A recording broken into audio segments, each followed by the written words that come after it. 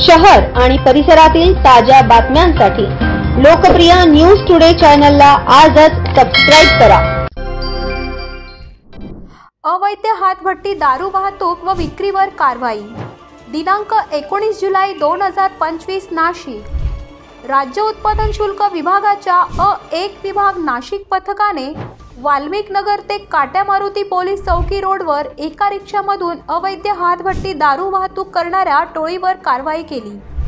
या कारवाईत 415 लिटर हातभट्टी दारू व एक रिक्षा असा एकूण 1,89,110 रुपयांचा मुद्देमाल जप्त करण्यात आला।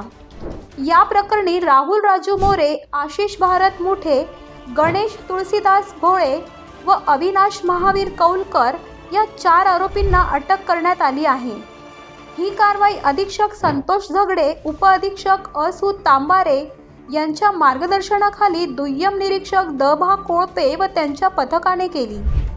जनतेस आवाहन करण्यात येते की अवैध दारू संदर्भात कोणतीही माहिती असल्यास टोल फ्री क्रमांक 1800233999 किंवा व्हॉट्सअप क्रमांक 8422009133 वर कळवावे। News today Nashik.